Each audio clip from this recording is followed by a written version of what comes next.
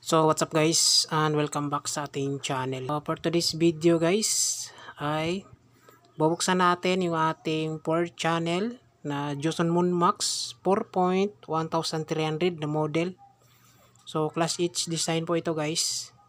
So bubuksan natin is tanggalin lang natin yung mga alikabok niya kasi mag 1 year na to na hindi natin nabuksan. Yan. So kapag mga gamit natin power amp guys, kailangan din natin yan buksan para linisan. Tanggalin yung mga alikabok. Tapos check na rin natin guys yung mga parts kung good pa ba. Yan. So sa mga nagtatanong pala guys, itong Joson Moon Max is available po ito sa Shopee ng Joson World Electronics. Tapos yung match na speaker pala nito guys ay kayang mag-load nito ng 1,200 watts to 2,000 watts per channel. Yan. Kaya mag-load nito 4 to 8 speakers kasi 8 channel po ito guys. Ayan. Imagine ko dito sa handle niya is maluwag na. So higpitan na lang natin yan mamaya. Yan.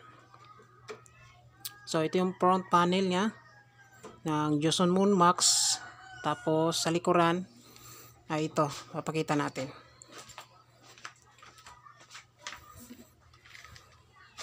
Ito naman sa back portion niya guys, which is naka XLR type yung kanyang input. Individual input yan guys, galing channel 1 to channel 4. Tapos meron din siyang individual na link out. Yan. Merong speak on type and binding post type terminal. Kagandahan dito guys, meron po siyang active crossover. Pwede siya sa low pass and high pass filter. Ayan. So tanggalin natin. So gamit pala natin dito guys, dito sa pagtanggal dito sa gitna. Kasi lock po ito ng kaniyang toroidal transformer. So number 17 guys. Ito yung pagtanggal natin dito. Yan. So ngayon lang natin to nabuksan ulit. Since yung pagdating nito, yung pag-vlog natin ito. So ito yung pangalawang beses na mabuksan natin guys. Ayan. So sisilipin natin tapos tanggalin natin ang alikabok. So stay tuned.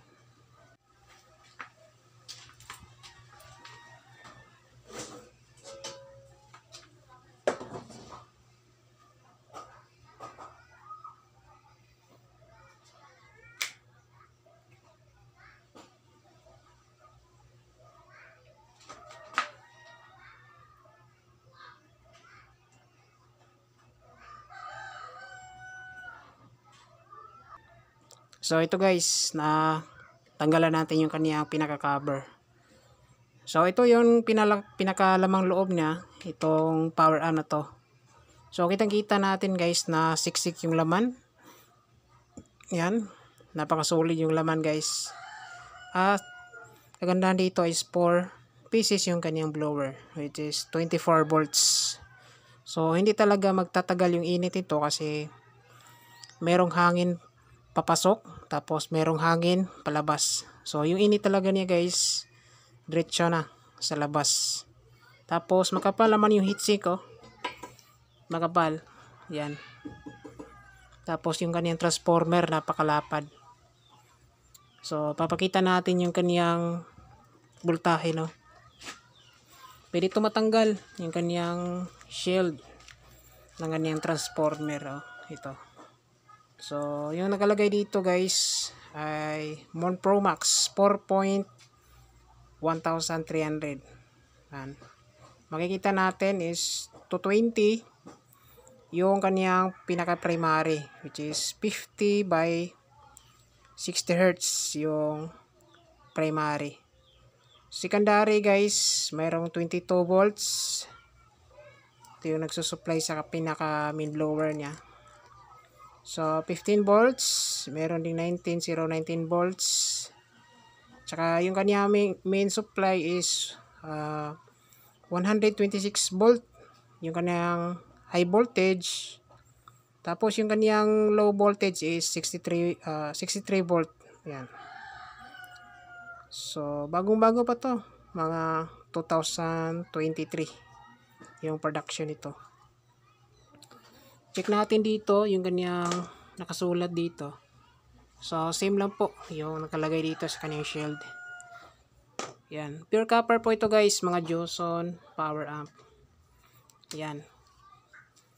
So sobrang laki, tapos malaki yung ampere ng gauge ng wire na ginamit. Yan. So susukatin natin, no, para may idea kayo. So ito. So yung kanyang diameter is umabot po siya ng 8 inches yung kanyang diameter. Ayan guys. Tapos yung kanyang pinaka height ay umabot siya ng 4 inches and 1/2. Yan. Sobrang laki. Ang kagandahan pa dito guys ay separated yung kanyang voltage output. Yan. So itong channel 1 and channel 2 is isa yung supply. Tapos channel 3 and 4 is separated din yung kanyang supply. Makikita natin is merong dalawang board na power supply. Yan. Ito, nakapatong. Meron pa yun sa ilalim. Yan. So, capacitor na ginamit is 80 volts with 10,000 UF microfarad. Yan. So, dami. So, 2, 4, 6, 8. So, 16 sa taas. Meron din 16 sa ilalim. So, overall, 32 pieces po ito. So, ito yung circuit design niya, which is Class H design. Maganda yung pagka-design ito guys. Itong klase na power amp. Yan, standard size yung mga parts nito. So, meron pang IC dito. Tapos, meron siyang fuse. Yan.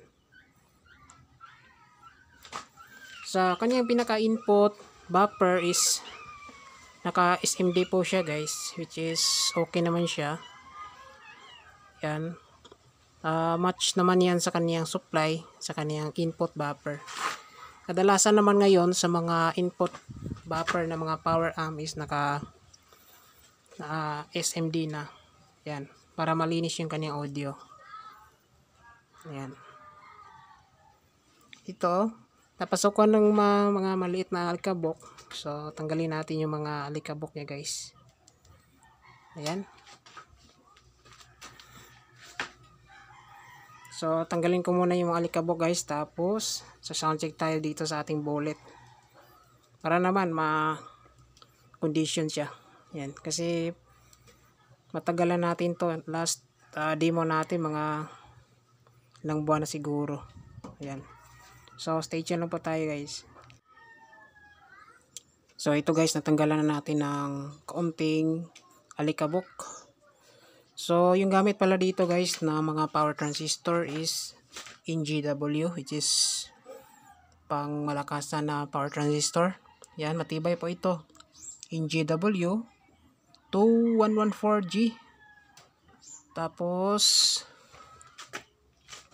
yung kabila guys, kasi pares po ito, NGW 21193G. Yan. So, meron po siyang 1, 2, 3, 4, 5, 6, 7, 8, 9. So, 9 pairs per channel. Yan. So, channel 1, channel 2, channel 3, and channel 4. Yan.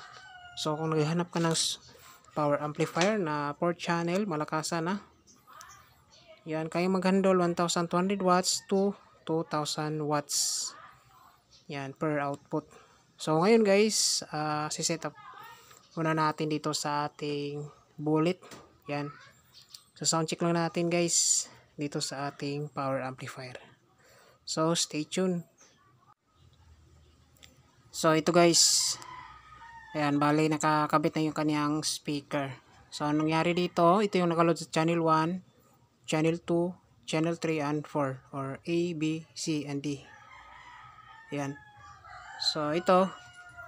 Nakakabit na yung mga speaker dito guys. Ayan. So, itong unang version na Joson Moon Max 4.1300 is baliktad yung output nito sa channel B and D. Ayan. Ito yung positive dito.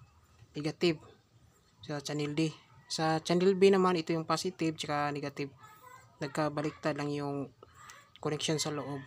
Yan. Pero sa kaniyang spec on terminal is goods po yan. Tama po yan. So, yung gagamitin natin ngayon sa audio is yung ating X5P3 lang. Ito.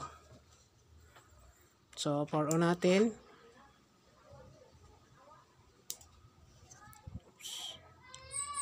Lubat pala ito guys. Charge ko muna. Saglit.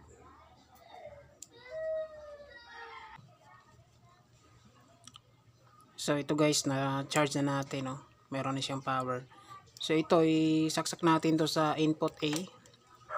Yan, tapos naka-parallel tayo sa channel A and B. Tapos, ito, kukuha tayo ng link out, channel A.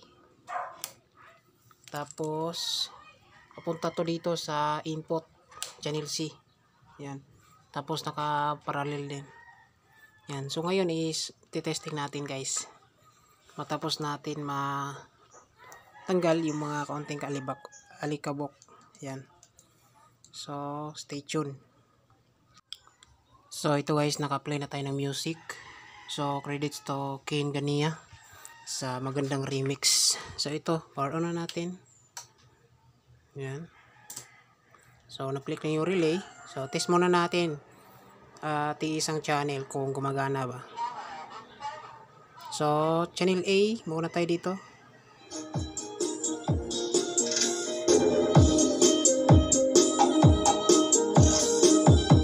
So, meron ng tunog.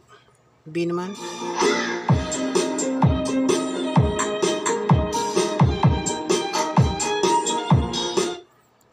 Channel C.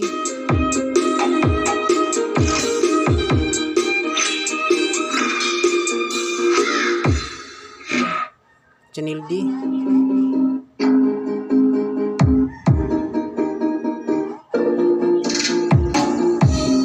So, meron ng audio. Pagsabayin natin guys, yung 4 na channel.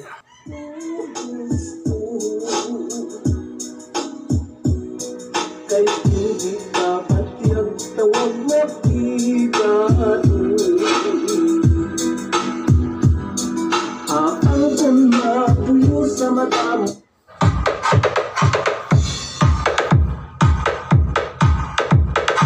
FCR Dear John now.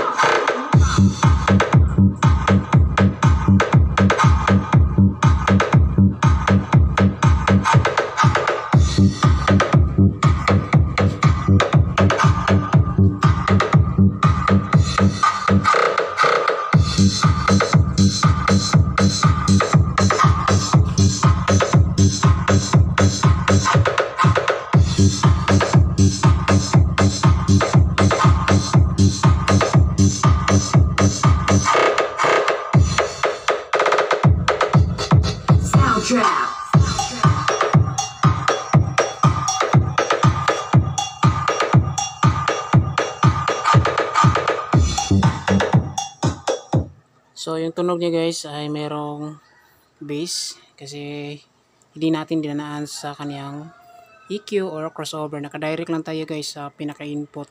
Ayan. So, kahit maliit pa yung open natin is malakas yung kaniyang tunog guys. Ayan. Kasi malakas po talaga tong klase na power amp. So, ilang guys, okay pa naman yung ating power amp. Almost 1 year na ginagamit, no? So, goods po ito klase na power amp guys. Pwede ito sa pang bass tsaka pang mid-high.